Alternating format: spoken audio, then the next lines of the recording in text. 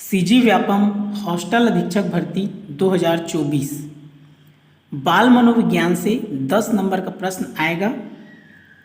Syllabus के अनुसार अगर आप पढ़ाई करेंगे तो आपका अच्छा अंक आएगा। तो इसके टॉपिक में है सृजनात्मकता, सिलेबस में है। अब पहले तो आप सिलेबस का अच्छे से अध्ययन कर लें, उसके बाद ही पढ़ाई शुरू करेंगे। तो सृजनात्मकता उस टॉपिक में है। तो इस वीडियो में आपको क्या मिलेगा? सृजनात्मकता से संबंधित कंप्लीट नॉलेज मिलेगा, पूरा टॉपिक वाइज। उसके बाद आपको लास्ट में 27 IMP MCQ प्रश्न मिलेगा जो परीक्षा की दृष्टिकोण से बहुत ही महत्वपूर्ण है। तो यहाँ पर आप देख सकते हैं सृजनात्मकता आपके टॉपिक में है। ये परिभाषा, सृजनात्मकता के तत्व, सृजनात्मकता की प्रक्रिया, सृजनात्मक चिंतन की विशेषताएं, सृजनात्मकता के सिद्धांत, सृजनात्मकता और बुद्धि। उसके बाद आपका ऐसे MCQ प्रश्न मिलेंगे जैसे सृजनात्मकता के जनक कौन है, इस टाइप का 27 MCQ प्रश्न है।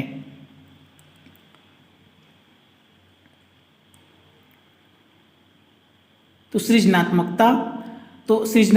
भिन्न भिन्न मनोवैज्ञानिकों के द्वारा सृजनात्मकता को विविध ढंग से परिभाषित किया गया है, जिनमें से कुछ परिभाषाएं निम्न हैं। तो पहला आपको परिभाषा को याद रखना है कि कौन से मनोवैज्ञानिक ने कौन सा परिभाषा दिया है। तो क्रो के अनुसार सृजनात्मकता मौलिक परिणामों को अभिव्यक्त करने की मानसिक प्रक्रिया है।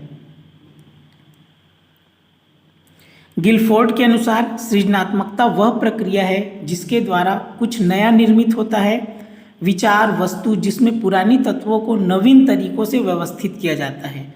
नवीन सृजन किसी समस्या का समाधान प्रस्तुत करता है। आशुबेल के अनुसार सृजनात्मकता सामान्यीकृत बौद्धिक योग्यताओं, व्यक्तित्व चरों तथा समस्या समाधान लक्षणों का सामान्यीकृत समूह होता है। डिहान तथा हैविंगहर्स्ट के अनुसार सृजनात्मकता वह विशेषता है जो किसी नवीन व वांछित वस्तु के उत्पादन की ओर प्रवृत्त करे। यह नवीन वस्तु संपूर्ण समाज के लिए नवीन हो सकती है अथवा उस व्यक्ति के लिए जिसने उसे प्रस्तुत किया। तो ये मनोवैज्ञानिक है, इनके कथन को आपको याद रखना है। उसके बाद देखिए, उपर्युक्त परिभाषाओं से स्पष्ट है कि सृजनात्मकता का संबंध प्रमुख रूप से मौलिकता या नवीनता से है। इसको आपको याद रखना है, सृजनात्मकता का संबंध किससे है? मौलिकता या नवीनता से। सृजनात्मकता के तत्व, तो यहाँ पर आप देखेंगे, इसको आप याद रखेंगे, सृजनात्मकता के 4 तत्व होते हैं: प्रवाह, नम्यता, मौलिकता, विस्तारण। इसको आपको याद रखना है। उसके बाद इसका डिटेल दिया है कि प्रवाह क्या होता है, इसको आप लोग अध्ययन कर लेंगे। अब यहाँ पर देखेंगे प्रवाह को 4 प्रकारों में विभक्त किया गया है। तो देखिए यहाँ पर वैचारिक प्रवाह, विचारों का प्रोत्साहन, कहानी का शीर्षक बताना, वस्तु के अनेक उपयोग बताना तथा सुधार के तरीके बताना आदि। आपका अभिव्यक्ति प्रवाह, मानवीय अभिव्यक्तियों के स्वतंत्र प्रस्फुटन का प्रोत्साहन, उदाहरण कुछ शब्दों से वाक्य बनाना, अपूर्ण वाक्य को पूरा करना। साहचर्य प्रवाह, शब्दों अथवा वस्तुओं के मध्य साहचर्य की स्थापना, उदाहरण शब्द का पर्यायवाची अथवा विलोम लिखना आदि। चौथा है शब्द प्रवाह, शब्दों से संबंधित, उदाहरण प्रत्यय तथा उपसर्ग से शब्द बनाना। उसके बाद आपका है नम्यता। तो यहाँ पर देखेंगे व्यक्ति द्वारा प्रस्तुत विकल्प की निम्न 3 विमाएं हैं। इसको आपको याद रखना है, 3 विमा। इसमें से देखिए आपका आकृति अनुकूलन नम्यता, वस्तु या आकृति में सुधार या परिमार्जन के उपायों में विविधता। दूसरा है आपका आकृति स्वतः स्फूर्त नम्यता, इसमें आपका वस्तु या आकृति के रूप में परिवर्तन करने की विविधता। उसके बाद है शाब्दिक स्वतः स्फूर्त नम्यता, वस्तुओं या शब्दों के प्रयोग में विविधता। तीसरा है मौलिकता। चौथा है आपका विस्तारण। देखिए यह विस्तारण दो प्रकार का होता है, इसको आपको याद रखना है। जो मेन टॉपिक है उसको आपको याद रखना है इसमें। तो विस्तारण दो प्रकार का होता है, शाब्दिक विस्तारण, अप्राकृतिक विस्तारण। तो शाब्दिक विस्तारण है किसी घटना, क्रिया, कार्य या परिस्थिति आदि का विस्तृत प्रस्तुतिकरण। अप्राकृतिक विस्तारण है अपूर्ण चित्र या रेखा में कुछ जोड़कर एक पूर्ण तथा सार्थक चित्र बनाना। सृजनात्मकता की प्रक्रिया, इसमें आपको याद रखना है सृजनात्मकता एक जटिल प्रक्रिया है, इसको याद रखना है। यह अचानक नहीं आती है, परंतु सृजनात्मक विचार बिजली की चमक के समान अचानक उत्पन्न होते हैं। ग्राहम बाल्स 1926 के अनुसार सृजनात्मकता की 4 अवस्थाएं। अवस्था को याद रखना है, कितना अवस्था है? 4 अवस्था है, जिसमें से देखेंगे तैयारी, उद्भवन, प्रेरण या प्रदीप्ति, प्रमाणीकरण। उसके बाद है E.P. टोरेंस तथा R.E. मायर्स ने सृजनात्मकता के 4 सोपान बताए हैं, इसको भी याद रखना है। समस्या से अवगत होना, सूचना संकलन, समाधान खोजना, परिणाम संचरण। सृजनात्मकता की विशेषताएं, इसको आप लोग पढ़ लेंगे।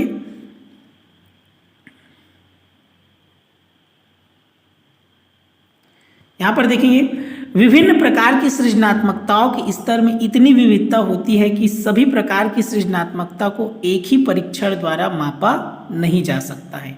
ये काम का चीज है, इसको आपको याद रखना है। सृजनात्मक चिंतन की विशेषताएं इंपॉर्टेंट है, इसमें देखिए आपको क्या याद रखना है। गिलफोर्ड 1950 के अनुसार सृजनात्मकता अभिसारी चिंतन के विपरीत अपसारी चिंतन से संबंधित है। इंपॉर्टेंट है, याद रखना है। जो सृजनात्मकता है वो किससे संबंधित है? अपसारी चिंतन से संबंधित है। सृजनात्मक चिंतन की प्रमुख विशेषताएं निम्नवत है। अब विशेषता को आपको याद रखना है। अभिव्यक्ति की क्षमता, परिपक्वता की भावना, तार्किक क्षमता, गतिशील विचार, स्वभाव, उच्च आकांक्षा स्तर, मौलिकता, जोखिम लेने की क्षमता। सृजनात्मकता के सिद्धांत, इसको पढ़ लेंगे। यहाँ पर देखिए सृजनात्मकता के सिद्धांत, ये इंपॉर्टेंट है, इसको आपको याद रखना है। तो यहाँ पर देखिए प्राचीन सिद्धांत, सृजनात्मकता का प्राचीन सिद्धांत है ईश्वरीय उपहार, जन्मजात सिद्धांत है जन्मजात मानसिक योग्यता, वातावरणीय सिद्धांत है परिस्थितिजन्य योग्यता, प्रमस्तिष्क गोलार्ध सिद्धांत, प्रायः प्रबल दायां गोलार्ध। इसको ये इंपॉर्टेंट है, आपको याद रखना है। प्रमस्तिष्क गोलार्ध सिद्धांत, प्रायः प्रबल दायां गोलार्ध, इंपॉर्टेंट है। उसके बाद देखिए आपको इंपॉर्टेंट है मनोविश्लेषण सिद्धांत, सिगमंड फ्रायड, इसको याद रखेंगे। स्तर सिद्धांत R.E. टेलर, प्रक्रिया सिद्धांत S.R.E.T.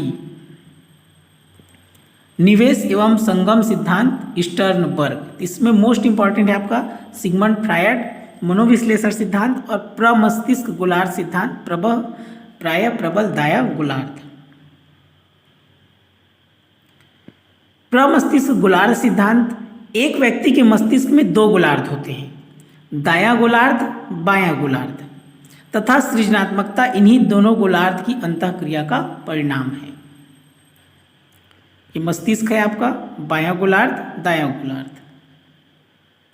इसमें आपको क्या याद रखना है, अनुसंधानों में पाया गया है कि दायां भाग सृजनात्मकता से संबंधित होता है। कौन सा भाग? दायां भाग सृजनात्मकता से संबंधित होता है और बायां भाग बुद्धिमत्ता से संबंधित होता है।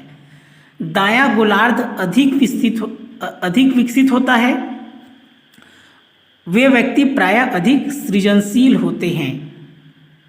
याद रखेंगे इसको, दायां गोलार्ध अधिक विकसित होता है, वे व्यक्ति प्रायः अधिक सृजनशील होते हैं। कौन सृजनशील होता है? दायां गोलार्ध वाला। जबकि जिन व्यक्तियों का बायां गोलार्ध अधिक विकसित होता है उन व्यक्तियों में प्रायः तार्किकता अधिक होती है। मोस्ट इंपॉर्टेंट याद रखेंगे, दायां गोलार्ध वाले सृजनशील होते हैं और बायां गोलार्ध वाले व्यक्ति की तार्किकता अधिक होती है। इसको आपको याद रखना है। दायां भाग सृजनात्मकता से संबंधित है, बायां भाग बुद्धिमत्ता से संबंधित है। इंपॉर्टेंट है मनोविश्लेषण सिद्धांत, इसको किसने दिया? फ्रायड ने दिया। इसको याद रखेंगे। इस सिद्धांत के अनुसार सृजनात्मकता संवेगात्मक शुद्धिकरण का साधन तथा परिणाम है। फ्रायड के अनुसार यदि कोई बालक मूल प्रवृत्तियों से हटकर कार्य करता है तो वह सृजनात्मकता है। इसमें सृजनात्मकता को अंतर्नोद के उदात्तीकरण या इच्छाओं को पूरा करने के रूप में देखा गया है। स्तर सिद्धांत, इसको अभी पढ़ें। सिद्धांत को याद रखेंगे, R.E. टेलर। इसका दिया है, इस सिद्धांत के अनुसार सृजनात्मकता को क्रमिक स्तरों वाले पदानुक्रमिक रूप में व्यक्त किया जा सकता है। ये दिया है इसका निम्न से उच्च स्तर। तो यहाँ पर देखेंगे अभिव्यक्तात्मक, फिर इसके ऊपर जाएंगे तो उत्पादक, फिर इसके ऊपर जाएंगे तो अन्वेषणात्मक। इनको आपको याद रखना है। फिर इससे ऊपर जाएंगे तो नवचारात्मक, फिर आविर्भावात्मक।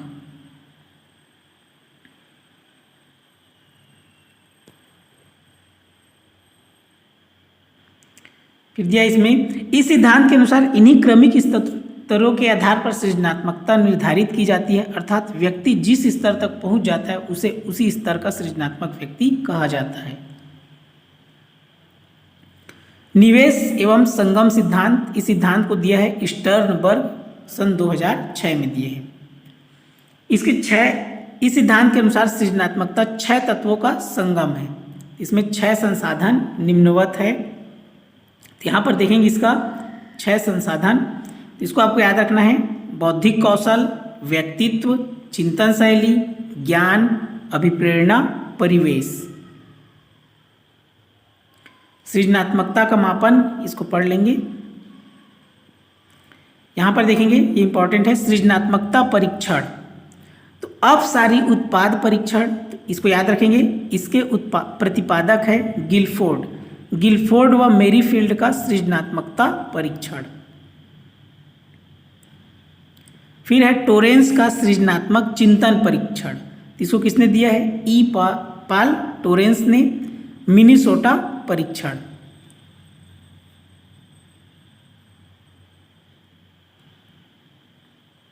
फिर है दूरस्थ संबद्ध परीक्षण, इसके प्रतिपादक है मेडनिक। पासी का सृजनात्मकता परीक्षण, इसके प्रतिपादक है B.K. पासी। बाकर मेहंदी का सृजनात्मक चिंतन परीक्षण, इसके प्रतिपादक है बाकर मेहंदी। तो प्रतिपादक जितने भी है उसको याद रखना है। सृजनात्मकता बढ़ाने की विधियां,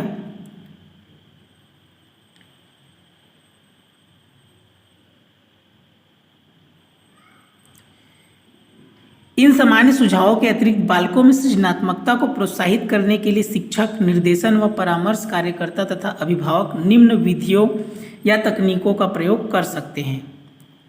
यहाँ पर सृजनात्मकता को बढ़ाने का ये दिया है कि कैसे सृजनात्मकता को बढ़ा सकते हैं किसी बच्चे का। तो समस्या समाधान विधि, सामूहिक चर्चा, सिनेप्टिक्स, 6 हैट्स, विचारावेश, खेल विधि। अब सबको विचारावेश देखिए। विचारावेश को किसने दिया है? यह विधि ओसबॉर्न 1957 में प्रस्तुत किया।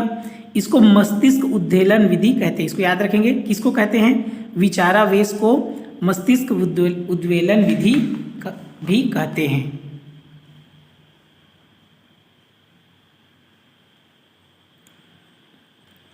सिनेप्टिक्स, यह विधि गार्डन ने 1961 में दिया। यह विधि सृजनात्मक चिंतन में समानताओं के प्रयोग को प्रोत्साहित करती है। 6 हैट्स, यह विधि डी बोनो ने कब दिया? 1985 में। इस विधि में मानसिक रूप से हैट पहनना होता है, जिसमें पहने हुए हैट की चारित्रिक विशेषताओं के अनुरूप सोचना होता है।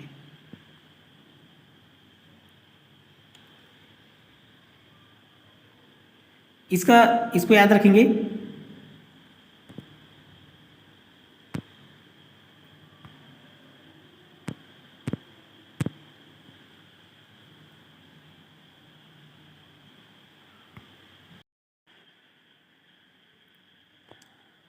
इस विधि के पीछे मत है कि जब हम विशिष्ट गुणों वाले 6 संभावित काल्पनिक रंग के हैट में से एक पहनते हैं तो यह सोचने के निश्चित उपागमों पर बल देती है।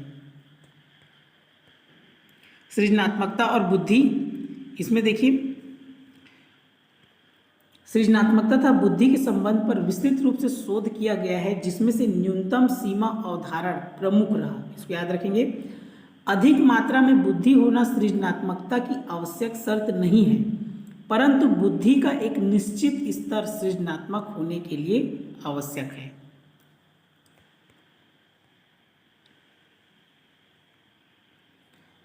अधिक स्तर की सृजनात्मकता के लिए औसत बुद्धि से ऊपर का स्तर आवश्यक है। वर्ष 1963 में थॉर्नडाइक ने इस संबंध में प्रयोग किए तथा वार्ड ने थॉर्नडाइक की इस अवधारणा का समर्थन किया कि बुद्धि और सृजनात्मकता में सकारात्मक सहसंबंध होता है। इसको आपको याद रखना है, बुद्धि और सृजनात्मकता में सकारात्मक सहसंबंध होता है।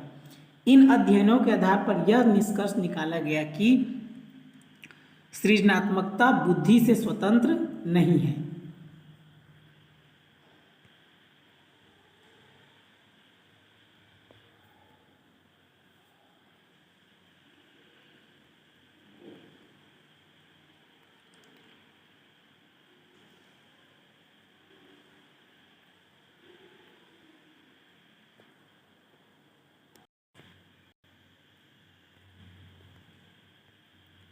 सृजनात्मकता और शिक्षा,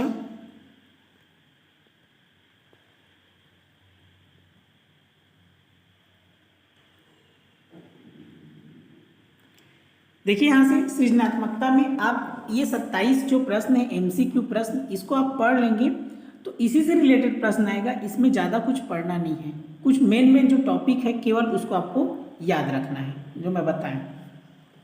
यहाँ से देखिए आप प्रश्न को इनको पढ़ लेंगे तो आपको ज़्यादा समझ में आएगा। परीक्षोपयोगी प्रश्न, सृजनात्मकता के जनक कौन है? इसका याद रखेंगे, इसके जो जनक है टोरेंस।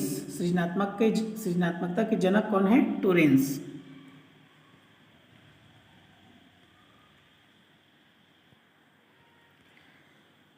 दूसरा प्रश्न है, अलग ढंग से कार्य करने तथा नए तरीकों का इस्तेमाल करने की योग्यता कहलाती है? तो इसका उत्तर है सृजनात्मकता।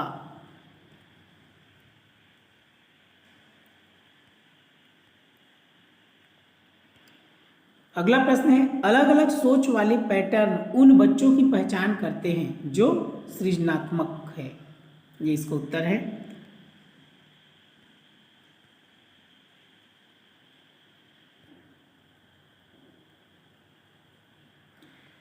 अगला प्रश्न है, सृजनशीलता मौलिक परिणामों को अभिव्यक्त करने की मानसिक क्रिया है। उपरोक्त कथन किसके द्वारा दिया गया है? इसका उत्तर है क्रो एंड क्रो।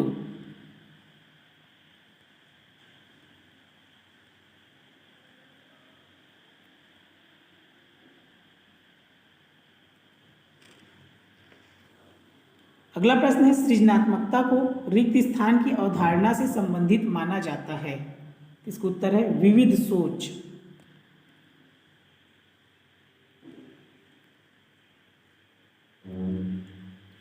अगला प्रश्न है, नवीन विचार का सृजन, उत्पादन व मौलिक चिंतन आवश्यक गुण है। इसका उत्तर है सृजनात्मकता का।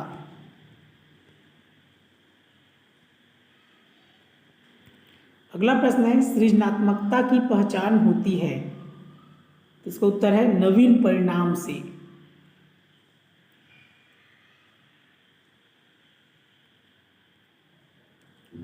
अगला प्रश्न है, सृजनात्मक शिक्षार्थी वह है जो, इसका उत्तर होगा पार्श्व चिंतन और समस्या समाधान में अच्छा है।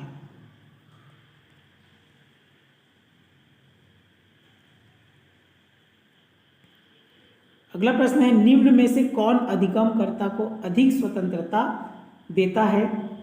इसका उत्तर है सृजनशीलतावाद।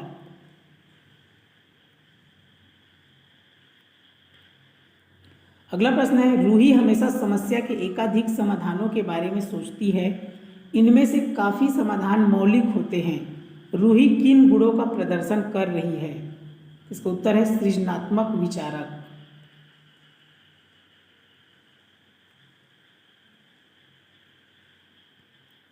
अगला प्रश्न है, आउट ऑफ द बॉक्स चिंतन किससे संबंधित है?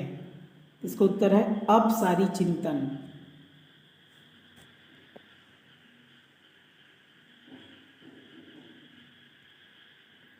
अगला प्रश्न है, निम्नलिखित में से कौन सा सृजनात्मकता से संबंधित है? तो सृजनात्मकता से आपका हो जाएगा अपसारी चिंतन।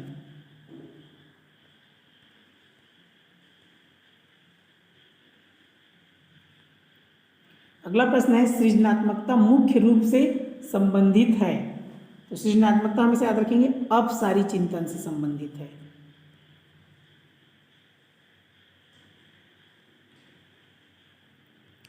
अगला प्रश्न है, निम्न में कौन सृजनात्मकता से संबंधित नहीं है? तो सृजनात्मकता से, इसको आप जब शुरुआत में पढ़े हैं तो ध्यान देंगे उसमें क्या क्या है। मौलिकता है, प्रवाह है, उपयोगिता है। तो उसमें क्या नहीं है? मितव्यता नहीं है।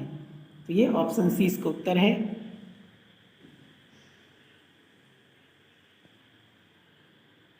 इनको पढ़े हैं ऊपर में, प्रवाह, विविधता, मौलिकता, विस्तारण एवं उपयोगिता। अगला प्रश्न है, निम्न में कौन शेष से भिन्न है?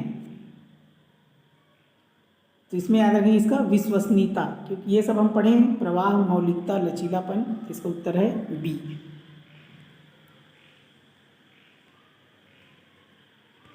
अगला प्रश्न है, निम्नलिखित में से कौन सा समूह सृजनात्मकता के तत्वों के संबंध में सही है? इसका उत्तर है प्रवाह, विविधता, मौलिकता और विस्तारण।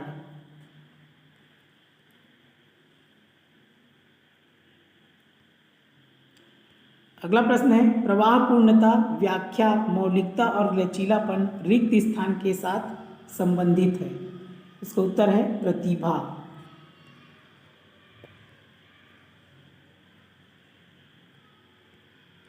अगला प्रश्न है, निम्न में से किस प्रश्न द्वारा सृजनात्मक चिंतन को सर्वाधिक अच्छे ढंग से अनुमानित किया जा सकता है? इसका उत्तर है ऑप्शन डी, इसे कितने भिन्न तरीकों से हल किया जा सकता है।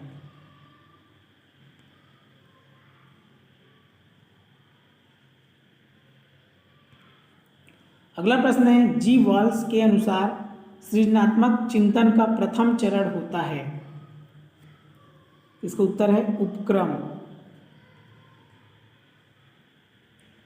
यहाँ पर देखेंगे इसका पहले आएगा उपक्रम, फिर उद्भवन, प्रबोधन, प्रमाणीकरण। अगला प्रश्न है, निम्न में से कौन सा सृजनात्मक प्रक्रिया से संबंधित नहीं है? तो ये हो जाएगा इसका अभिप्रेरण।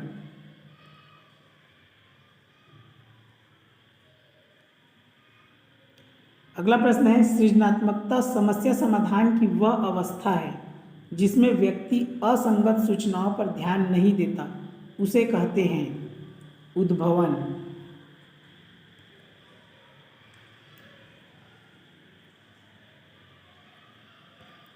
अगला प्रश्न है, उत्सुकता परीक्षण निम्न में किसका घटक है? इसका उत्तर है सृजनात्मकता का।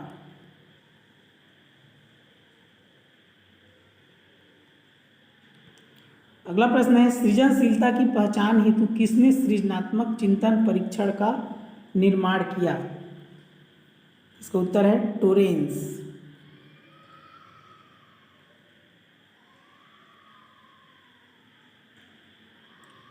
अगला प्रश्न है, शिक्षण हेतु मानसिक उद्वेलन प्रतिमान का प्रयोग निम्न में से किसके सुधार हेतु किया जाता है?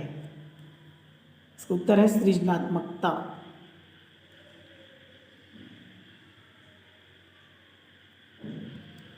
अगला प्रश्न है, यह आवश्यक नहीं है कि उच्च बुद्धि लब्धि वाले बच्चे रिक्त स्थान में भी उच्च होंगे। इसका उत्तर है सृजनशीलता।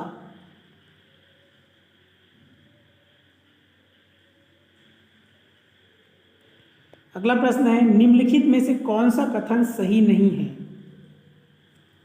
यहाँ पर देखिए मेधा एवं सृजनात्मकता एक दूसरे के पर्यायवाची है। एक मेधावी बालक हो सकता है सृजनात्मक न हो। एक सृजनात्मक बालक ऊंचे दर्जे का मेधावी हो सकता है।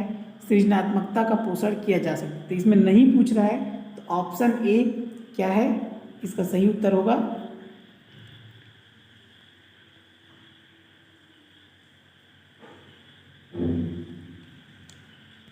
अगला प्रश्न है बुद्धि एवं सृजनात्मकता में किस प्रकार का सहसंबंध पाया जाता है। इसका उत्तर है धनात्मक सहसंबंध पाया जाता है।